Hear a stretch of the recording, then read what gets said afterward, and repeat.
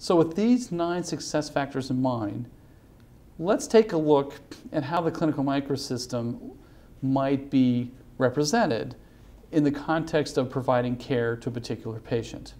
This is a diagram that comes from Dr. Dan Duffy, the former Executive Vice President at the American Board of Internal Medicine and currently Dean of the University of Oklahoma Medical School in Tulsa.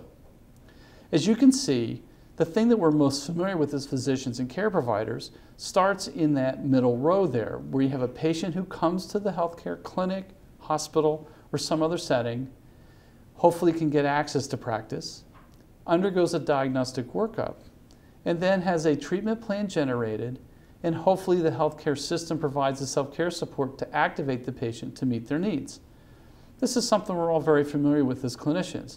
This is something we do day in and day out as physicians and other healthcare workers. But underlying that care process are a number of very important activities that make it possible, or hopefully make it of high quality and make sure that it's safe.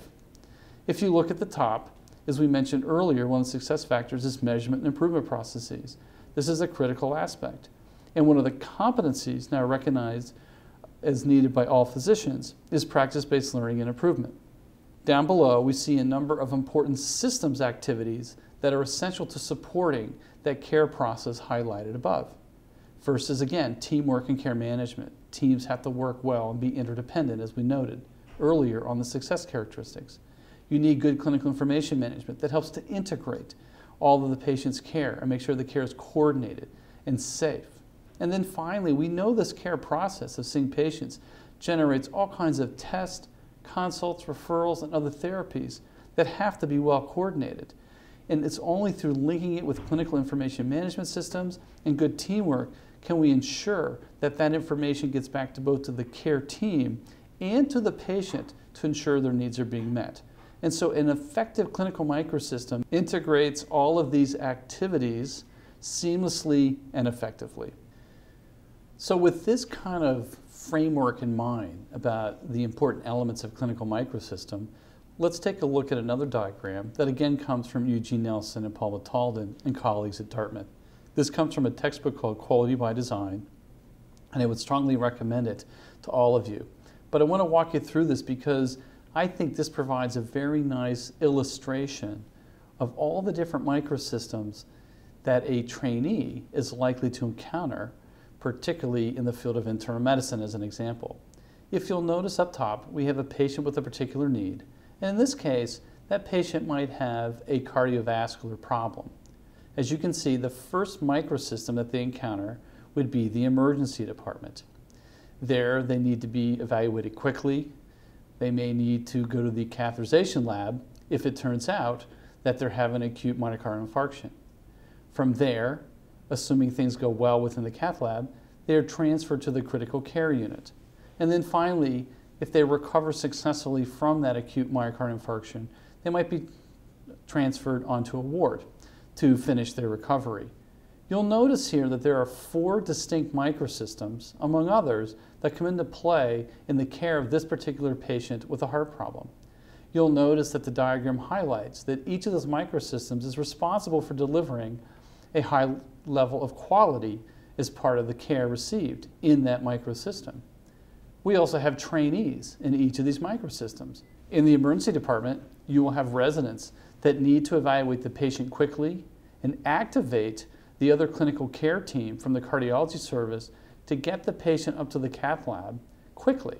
As we know, for example, in patients with acute myocardial infarction, that opening that blocked artery within 90 minutes or less represents not only high quality care, but helps the patient's recovery, enhances survival, and also enhances their functional status and recovery.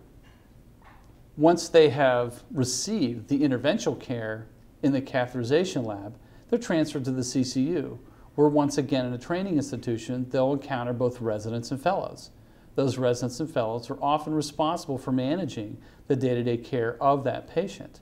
And then finally, the patient, as they're transferred out onto a ward, will encounter yet another set of trainees who will be responsible in making sure that they are beginning their recovery, to plan for that rehabilitation that's necessary after an acute myocardial event, and also to make sure that the patient is transferred appropriately to their outpatient physicians to continue their recovery and to address any other ongoing issues. As you can see, there are a number of microsystems that come into play in this educational process. So it's both a microsystem for the clinical care of the patient, but these microsystems have substantial impact on the trainees that are working within them.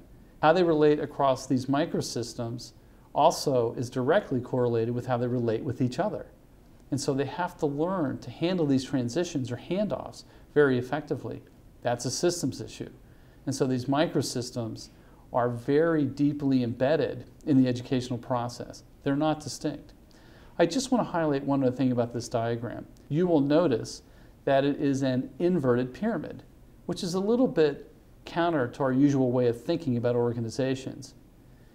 What Paul and Eugene are pointing out here is that the senior leadership of the academic health center and the mesosystems, such as the other departments, pharmacy, discharge planning, the quality department, are all there to support the frontline units. The frontline units are the microsystems where our trainees spend most of their time. And so the institution, which spends a lot of time thinking about how they support these clinical microsystems, also needs to think about how they support these educational microsystems at the same time, because they're tightly integrated. So with that in mind, as we know these trainees have to work within multiple microsystems, we have to take a look, I think, seriously at our current training architecture, because this is a systems issue.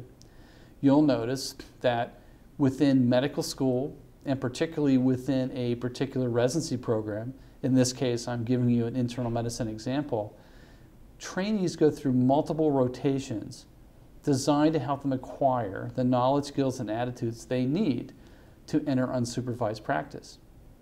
This certainly makes sense to give them this breadth of exposure. But as you think about the success characteristics of a microsystem, and as we just took a look at how important it is to integrate those microsystems in the clinical care, we should probably take stock of the same sorts of concepts for our educational rotations as we move trainees from microsystem to microsystem on a fairly regular basis. And then within those rotational transitions where they encounter different microsystems, we know that each day they undergo a series of daily transitions that require a number of handoffs. So what I'd like you to do at this time is a kind of thought exercise. I would like you to choose a primary microsystem where your students, residents, or fellows spend a substantial portion of their time learning and caring for patients, and reflect for a moment on how well this microsystem meets the 9 success characteristics just listed. One of the things that we know is that in order to fully achieve competence within their discipline, they have to work in functional microsystems. And so as you think through those 9 success characteristics, where do you think your microsystems would rank on those 9 characteristics?